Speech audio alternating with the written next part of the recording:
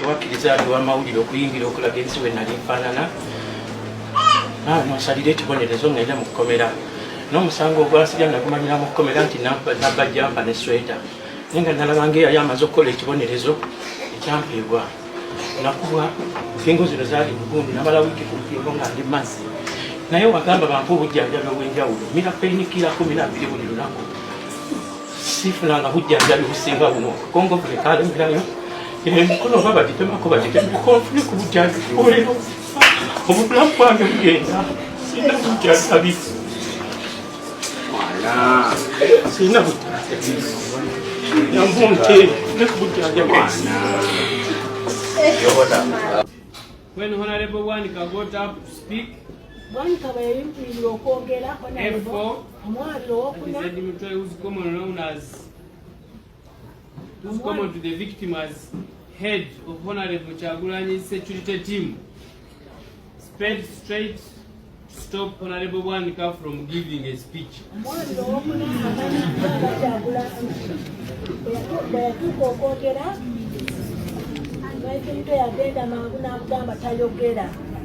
Mukalazi John then came in to rescue the situation and F4 pushed him aside.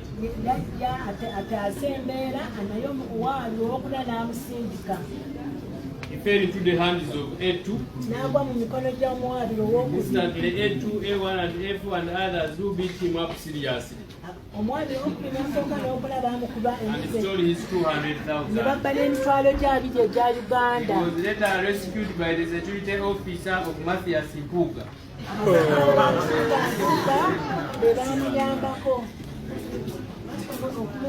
Still about the time Honorable Dr. Bedi Wanika had stood up to make a speech, supporters of Chagulanyi Robert Sentamu who were dressed in red, including A2, A1,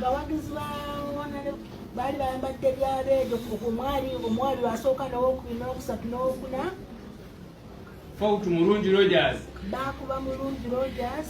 stole his phone, Tekino Smart 20, Spark 20, worth 470.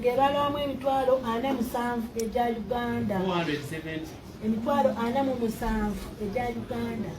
Wallet which contained his national identity card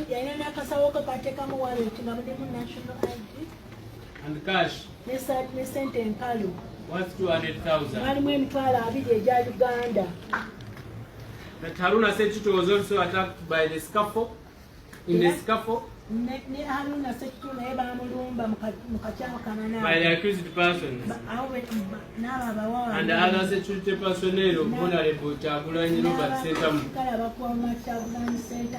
namely A1, A2, A3 and A4, who beat him up and stole his Tekino smartphone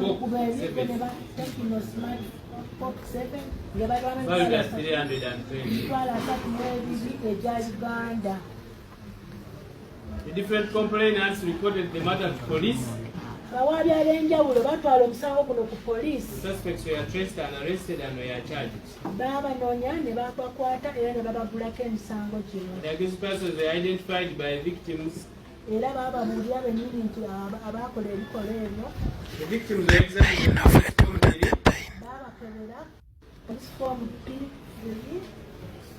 and one Kayondo Margaret suffered a blunt trauma on the left nose. The injury was 2 days old. Namsa Zainab had a painful sprain on the left knee. Was examined a month after the incident. Mukalazi John had a 2-day-old bruise on the left eye. Vega Drake suffered a mild bruise on his lower lip. He had fresh lacerations and he had a missing third molar on the lower jaw. All the accused persons were examined on Police Form 24.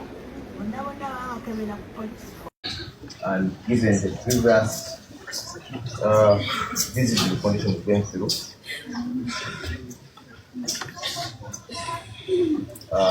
we want to pray that that this person either demanded to Microsoft Bay facility, given that the medical examination that was ordered by court has never been done to date.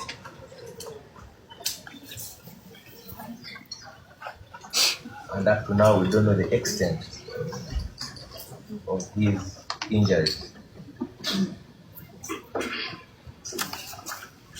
Your Honor, whereas this court is not vested with powers to hear charges, but it's vested with powers to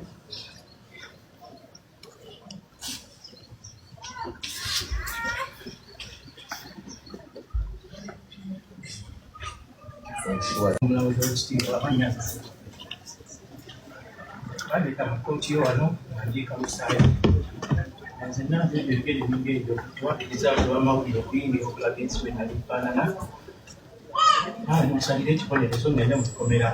N'omusango gwasijja kumalira mu kkomera nti nabajja mpale sweta nga nalabange yali amaze okukola ekibonerezo ekyampeebwa nakuba ensingo zino zaali bukumbi nabalawukiriko nga imasi naye wagamba bantu obujjanjabi obw'enjawulo mina peyiniki ya 12 mu lunaku sifunanga bujjanjabi businga buno okukonga okulekaliramu bino ebikulu nga babitemako babitamu konfune ku bujjanjabi bulimu obulamu bwange bugenda sina bujjanjabi.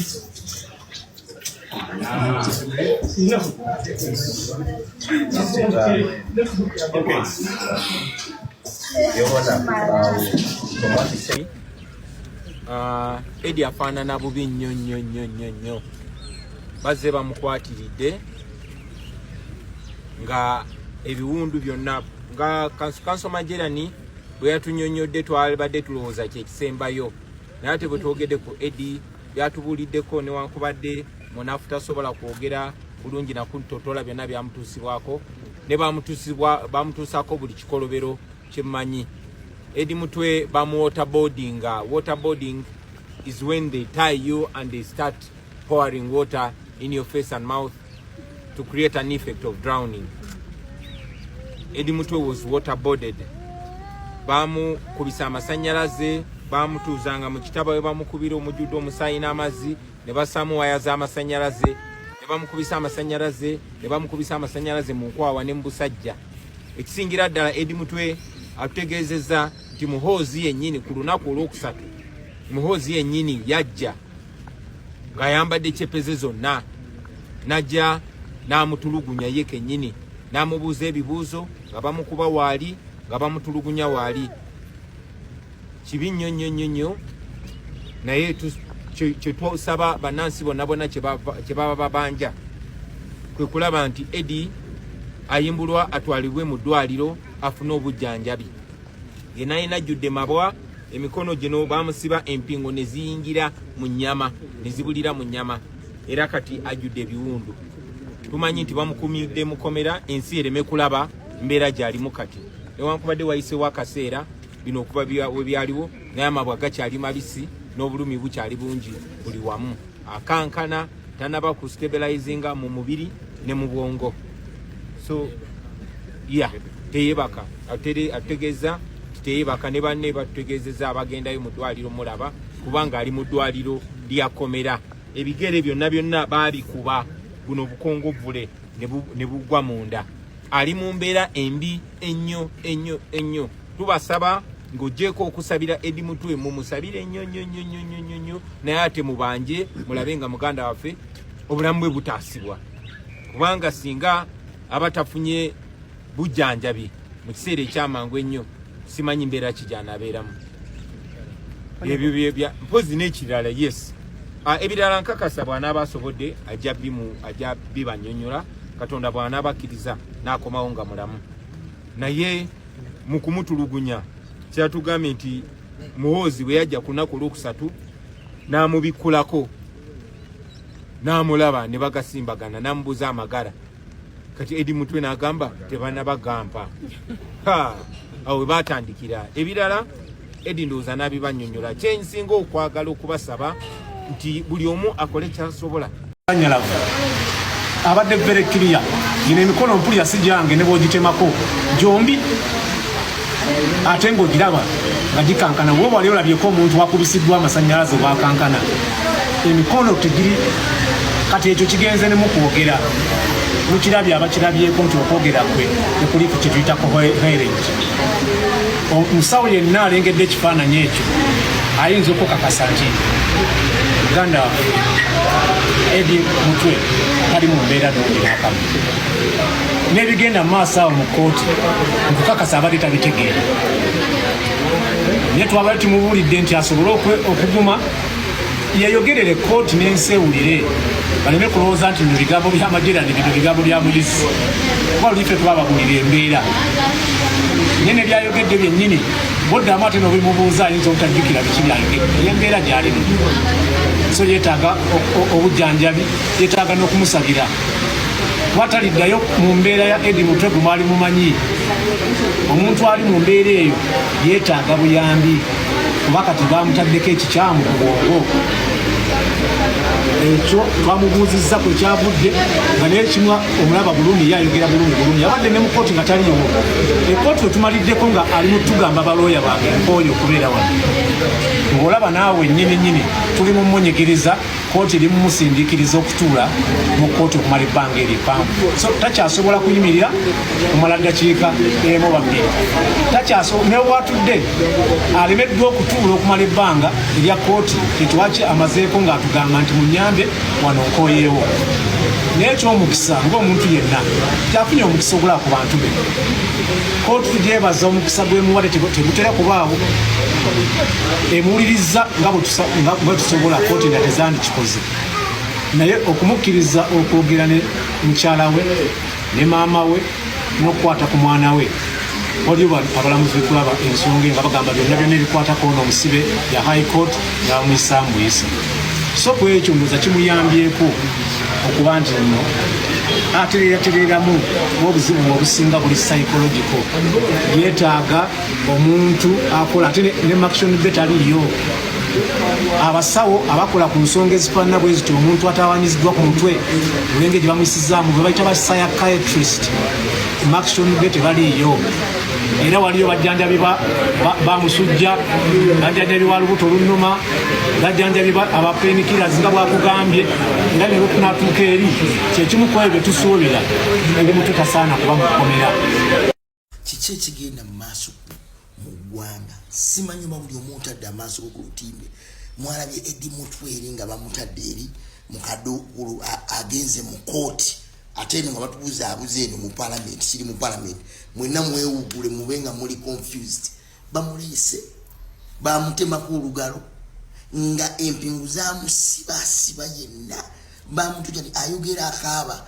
agamba omulamuzi obulamu bwange bugenda ekibuzo kirina kubuuza bano abalamuzi nabo bannayuganda oba nabo banyarwanda po tukimanyi nti munauganda tyokubeera ne compassion noga kino wano weegomye eri mpwe n'olagira ne bamutwala mu ddwaliro oba n'omusango n'ogamba ngugobye naye abantu abatulugunya abantu abalamuzi bano bannayuganda oba si bannayuganda birutabudde musajja n'agula parliament ne judiciary n'agigula n'agula ne kanisa n'agula ne bakiraliki bona abasira kiki kyetuliko bano abalamuzi nze omuntu omu aveeyo ambulire noono omulamuzi munnayuganda bano abalamuzi bannayuganda bali abagamba nga segirinya ddeyo mu kkomera nga balaba mulwadde agenda kugwawo obulamu bugwawo Eddie Mutwe olwaliro agambye bannanga obulamu bwange bugenda tebantwala mu ddwaliro niye omulamuzi era amuzizaayo wa kulimanda kiki bannange bannayuganda simwe mulaba ekigenda mu maaso kikyo lwaki bannange tubagamba nti kati ku luno buli muntu alina okuvaayo ekituuse ku Eddie Mutwe naawe kijja ebale